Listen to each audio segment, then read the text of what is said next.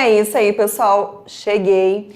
E agora é aquele momento da nossa revisão para recuperação. Então, o aluno, você que não foi tão bem na avaliação da unidade 1, né, a avaliação da revisão geral, esse é o momento agora para você conseguir, né, a nota êxito. É o momento de você recuperar. Então, vamos prestar atenção, né? Vamos ver os pontos abordados. É importante que você estude, né? Tenha estudado esses conteúdos que eu vou abordar agora nessa aula. Tá? É o momento de refrescar a sua memória para que você possa fazer uma boa avaliação.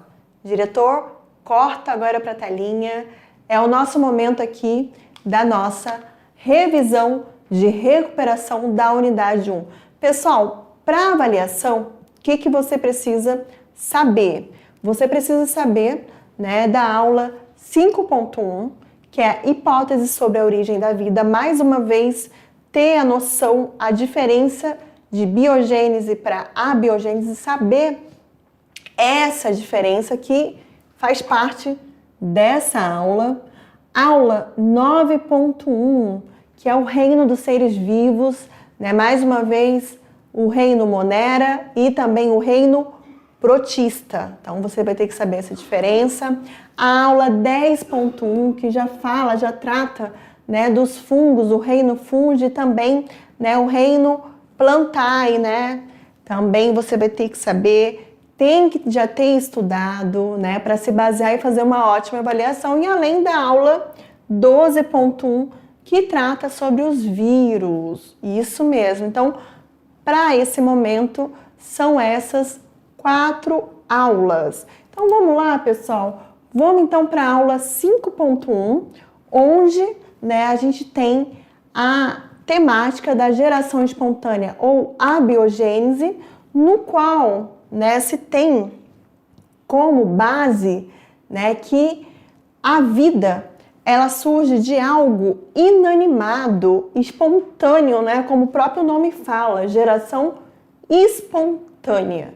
E, segundo, né, cientistas, filósofos daquela época, existia uma força vital que fazia com que, pessoal, essa vida surgisse, né? Vocês até devem lembrar, né, do exemplo que eu falei, né, em sala, em aula, né, que existiam até receitas para se criar, por exemplo, ratos. Então, assim, olha o nível do que é a geração espontânea. Hoje, né, a gente olha e fala, nossa, mas como naquela época eles tinham essa ideia? Mas naquela época não existia os experimentos científicos como hoje, com rigor de hoje, né? Por isso que a gente tinha essa teoria. E além disso também, a gente tem, dentro da aula 5.1, a teoria da biogênese. Essa sim, pessoal, né? A vida surge de outra forma de vida. Para eu existir, para eu estar aqui, é necessário o quê? Que eu tenha um antecessor. Eu não vou aparecer aqui nessa sala ao acaso. Então, a vida só surge se eu tiver uma outra antecessora, né? Mais um ponto aí com relação à biogênese. A vida só vai existir se eu tiver uma outra pré-existente. Uma bactéria ela não vai surgir ao acaso. Para que uma bactéria possa surgir, eu tenho que ter uma bactéria pré-existente que vai passar pelo processo de reprodução para outras bactérias, para que outras bactérias surjam, tá bom? E aqui, pessoal, a gente tem duas ideias centrais, né? Que são as teorias, conflitos, eu posso dizer com conflito de ideias, que é a teoria da abiogênese, que teve esse conflito de ideia com a teoria da biogênese. De um lado, a gente tem, deixa eu marcar aqui para vocês, de um lado a gente tem John Needham, que defendia a abiogênese, e do outro lado, a gente tem quem? O Lázaro Spallanzani, defendendo a teoria da biogênese. E essa sim, pessoal, essa é a teoria mais aceita, né? Dentro desses pontos aí que vocês estão vendo. E assim, o que eu posso falar? Tanto Needham quanto o Spallanzani, eles fizeram caldos nutritivos, né, experimentos com frascos de vidro, no qual existiam caldos nutritivos, só que o Needham, ele não fez esse experimento com um rigor científico, ao contrário do Spallanzani, que já teve um critério melhor para fazer esse experimento, e a partir desse experimento que Spallanzani fez, ele conseguiu refutar, né, o John Needham, provando que os micro-organismos existentes que apareciam no caldo nutritivo, eles não apareciam de uma força vital, e sim, por quê? Porque no ar existiam micro-organismos espalhados, e aí quando ele tirava, né, o frasco, tirava como é que eu posso dizer? Quando ele tirava a venda, digamos assim, do frasco, ou pote vedado, ele fazia com que os micro-organismos aparecessem. Aí ele provou, né, que a biogênese era sim a teoria mais aceita. Além do Lázaro Spallanzani, a gente também teve um outro grande cientista, que foi Louis Pasteur, que também provou que a vida não surgia espontaneamente. Tá? O que vocês vão ter que saber aí, principalmente para essa aula, para avaliação, a diferença dessas duas teorias aqui, da biogênese com a teoria da biogênese. Vamos agora para uma questão aqui, né? Então, durante o século XVIII, o debate entre a biogênese, que é a geração espontânea, e biogênese, vida originando-se de vida, mobilizou diversos cientistas. Um deles, né, o Lázaro Spallanzani, realizou experimentos que se tornaram fundamentais nesse contexto, né, que era o que ele queria provar, pessoal. Seu trabalho, ele foi uma resposta direta às conclusões obtidas por outro pesquisador, que nesse caso John Needham. Ele fez esse experimento, né, para provar para o John Needham que o experimento que ele tinha feito não estava certo. Que, nesse caso aí, o John Needham, ele era o quê? Defensor da abiogênese, com base no conhecimento científico e histórico sobre o tema, assinale a alternativa que descreve corretamente a importância do experimento de Lázaro Spallanzani. Se você já prestou atenção, né, no que eu falei, o que você vai perceber? Que o Lázaro Spallanzani, ele veio para quê? Para mostrar que a teoria da biogênese é a teoria correta. Mas vamos analisar aqui esses contextos, né? A alternativa A, ela fala que o Spallanzani comprovou que a vida surge espontaneamente de líquidos nutritivos expostos ao ar, dependendo de... Não, né? Pelo contrário. Ele comprovou que a vida não surge espontaneamente. Então, não é a alternativa A.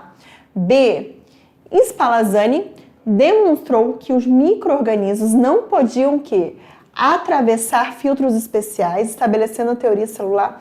Também não, caiu por terra isso, né? C, Spallanzani provou que micro-organismos surgiam de forças vitais presentes no ar, confirmando a biogênese. Não, né? Não existia. Ele comprovou que não existia essa força vital. D, Spallanzani demonstrou que a fervura de líquidos matava os micro-organismos presentes no ar, contestando a geração espontânea defendida por Needham. Essa sim, pessoal, é a alternativa correta. E aí, Spallanzani defendeu que o surgimento da vida dependia exclusivamente de condições sobrenaturais, apoiando a teoria da panspermia. Nada a ver, né? Então, o gabarito correto é o gabarito D. Então, para essa questão, o gabarito correto é a alternativa D de dado. Vamos agora, pessoal, para a aula 9. A aula 9, ela fala sobre os reinos dos seres vivos, parte 1. Dentro desses reinos aqui, eu tenho dois reinos. O reino dos moneras, que são representados por bactérias, cianobactérias, e também o reino dos protistas, né? Protozoários e algas, que a gente chama de algas protistas. São os representantes desses dois grandes grupos. E uma característica, né, dos moneras, eles são, não tá aqui, mas eu vou mostrar aqui para vocês, eles são o quê? Procariontes. Deixa eu ver se vai. Procariontes. Eles são organismos procariontes e os protistas são organismos eucariontes. Isso quer dizer o quê, professora? Qual é a diferença? É que no caso dos moneras, o material genético, o DNA, ele se encontra disperso no citoplasma da célula, enquanto que os protistas, o material genético, DNA, ele encontra encapsulado por uma membrana que a gente chama de membrana nuclear, né? São características desse grupo aí. E um outro ponto aí com relação, né, a moneras e protistas é que ambos apresentam o quê? Reprodução assexuada por cisparidade. Olha aqui, gente, assexuada por cisparidade. Isso quer dizer o quê? Nesse caso aí, quando eu falo de reprodução assexuada, eu estou falando de reprodução onde eu não tenho troca de material genético. Porém, os protistas, além da reprodução assexuada por cisparidade, eles apresentam a reprodução sexuada. Quando a gente fala de reprodução sexuada, pessoal, isso quer dizer o quê, professora? Reprodução sexuada é aquela reprodução onde eu tenho uma troca de material genético, tá? É um dos pontos aí, né? E com relação à obtenção de energia, tanto moneras como protozoários, algas protistas, né? Nesse caso aqui, eles podem ser o quê? Autotróficos. Quando eu falo, né, que um organismo ele é autotrófico, eu estou falando o quê? Que é aquele organismo que consegue obter o seu próprio alimento. Como assim obter seu próprio alimento? Obter a sua própria energia. Já quando eu cito e digo que tem organismos que são heterotróficos, eu estou até dando o exemplo de nós mesmos, nós seres humanos. A gente não tem capacidade de fabricar o nosso próprio alimento. Então a gente precisa de outros organismos para obter a nossa energia, tá bom? No caso do organismo heterotrófico, é aquele organismo que não consegue fabricar, não consegue obter a sua própria energia. Ele necessita de outro ser para obter essa energia, né? E no caso do autotrófico, né, quando a gente fala aí de moneras e de protozoários, nesse caso aqui dos protistas, aí a gente pode pensar, né, dar ênfase às algas, que são micro-organismos que têm a capacidade de obter o seu próprio alimento através da energia, né, luminosa do sol, possuem o quê? Estruturas, organelas que vão fazer, né, essa captura e vai transformar essa energia luminosa em energia química, para obter o seu próprio alimento. Então, isso aí é uma das características. Diretor, corta agora para a telinha para a gente responder mais uma, né, questão, que é o momento aí da hora de recuperar. Vamos analisar aqui a questão 2. Né? No estudo da diversidade de seres vivos, é fundamental compreender as diferenças estruturais e funcionais entre os grupos de micro-organismos.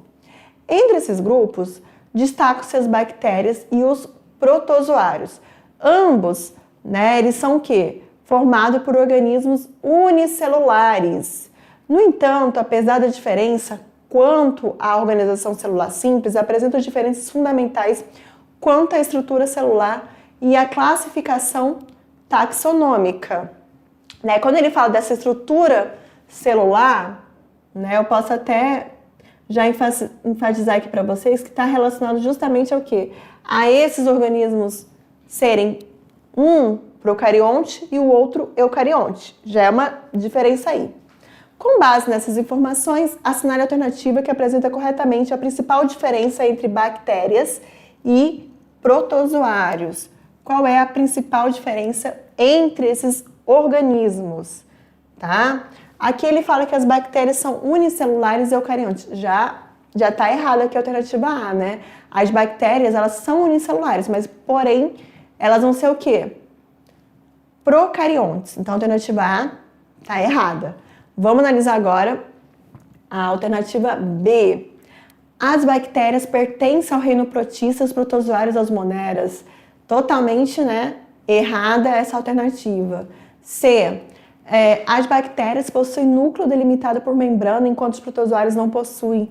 Pelo contrário, protozoários vão possuir um núcleo delimitado por membrana, tá? Alternativa D. As bactérias são seres unicelulares procariontes, correto?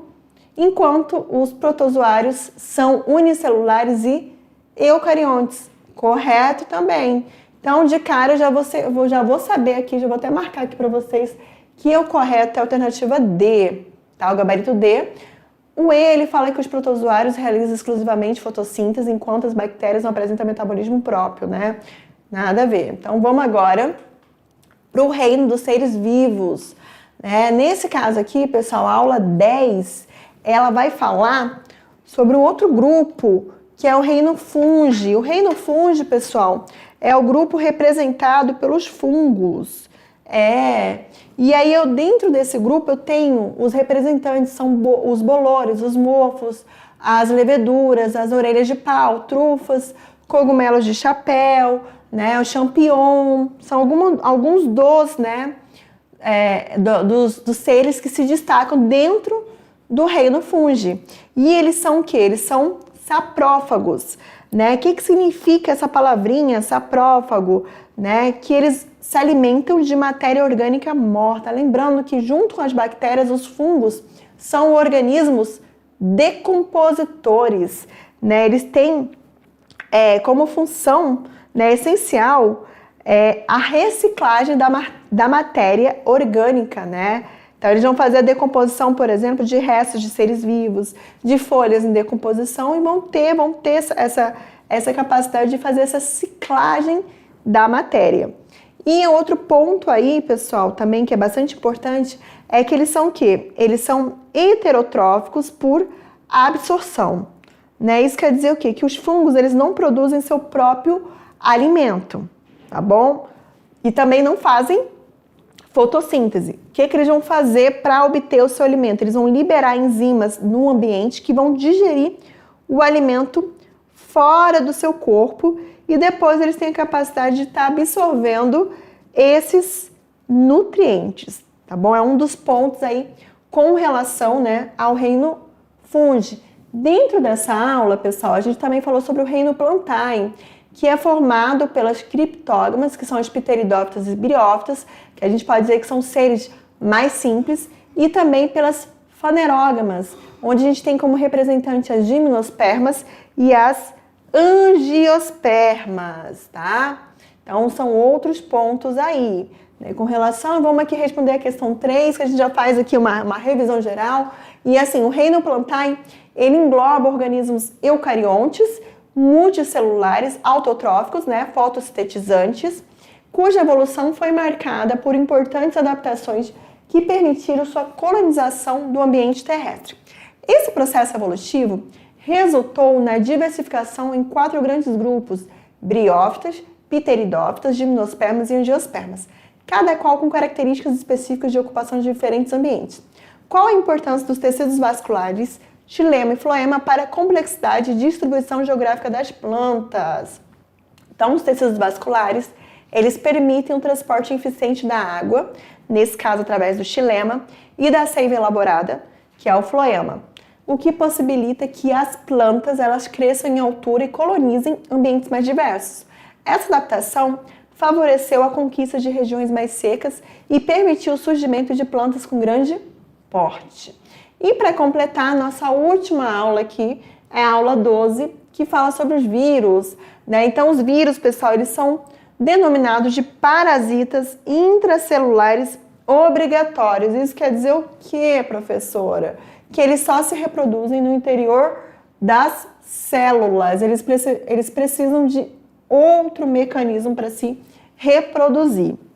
E com relação aos vírus, eu tenho essa seguinte classificação, Adenovírus, formados por DNA, retrovírus, formados por RNA, arborvírus, transmitidos por insetos, bacteriófagos, são os vírus que infectam bactérias, e os micovírus são os vírus que vão infectar os fungos, tá? São algumas das características. E com relação, né, à estrutura do vírus, eu tenho, né, o vírus que ele vai ser formado, né, por material genético, que pode ser tanto o RNA quanto o DNA, é alguma das características. Eu tenho o capsídeo, olha aqui o capsídeo.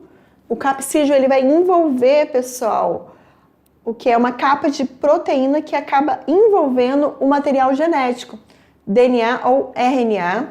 Eu vou ter alguns vírus, o que eu chamo de envelope viral, tá? Esse envelope viral é em alguns vírus, né? Quando eles atingem uma célula hospedeira e às vezes, ao sair dessa célula hospedeira, ele acaba, né, ficando envelopado. Além do envelope viral, eu vou ter o que eu chamo de glicoproteínas, que são como se fossem assim, sinalizadores que ajudam o vírus a entrar na célula. E aqui eu tenho uma enzima que eu chamo de transcriptase reversa, que vai fazer com que esse RNA, né, esse vírus ao entrar numa célula, ele faça a autoduplicação e esse RNA ele se duplique e se transforme, assim, uma linguagem mais fácil, né, se transforme em DNA. Então, para essa aula, tá, do vírus, você vai ter que saber nessa característica dos vírus. Eles não possuem células, eles precisam de outra célula para quê?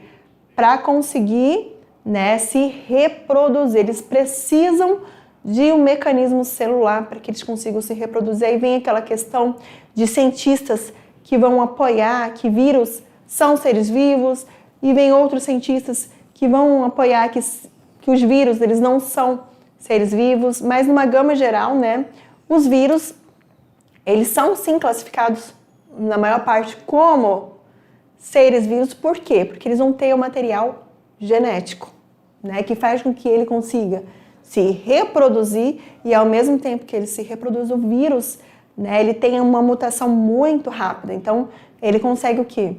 Evoluir, tá bom? Essa aí, pessoal, foi a nossa aula de recuperação. É necessário que vocês tenham estudado todo, né, essas aulas para que você possa fazer uma boa avaliação. Então, até mais e uma excelente avaliação. Leiam a prova com atenção, viu, pessoal? Até mais!